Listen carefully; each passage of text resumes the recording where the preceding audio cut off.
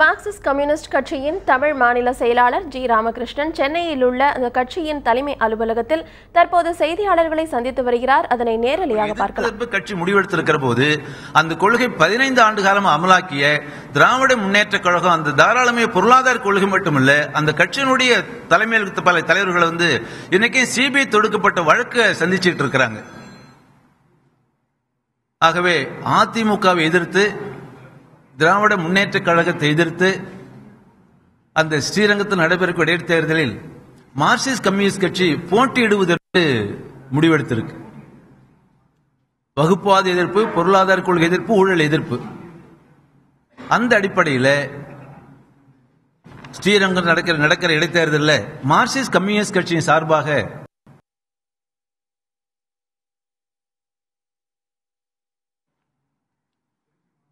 திருச்சி மாநகர மாவட்ட செயலாளர் க. அண்ணாதுரை அவர்களை வேட்பாளராக நிறுத்துவது என்று கட்சியினுடைய மாநில செயற்குழு முடிவெடுத்திருக்கு.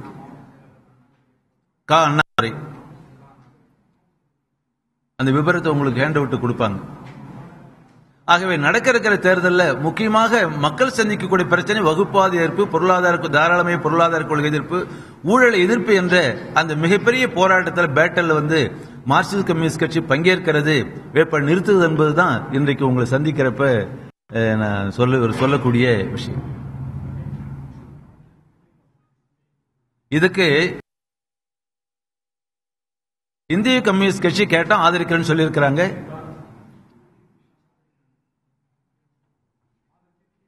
பிஜேபி, காங்கிரஸ், திமுக, அதிமுக அல்லாத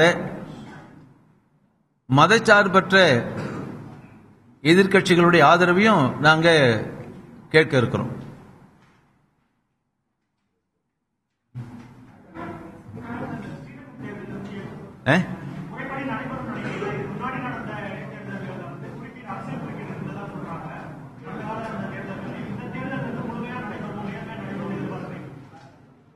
அதாவது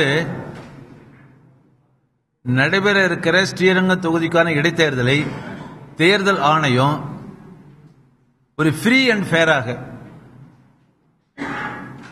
ஒரு நேர்மையாக அதை தேர்தல் நடத்துவதற்கு தேர்தல் ஆணையம் எல்லா வகை நடவடிக்கைகள் எடுக்கணும். பணப்பட்டுவாடாவை தடுக்கணும். ஆளுங்கட்சி அதிகார பலத்தை, பணபலத்தை பயன்படுத்த முயற்சிக்கின்ற போது அதை தடுப்பதற்கு தேர்தல் ஆணையம் நிர்வாகம் நடவடிக்கை எடுக்கணும் நான் கேட்டுக்கிறேன்.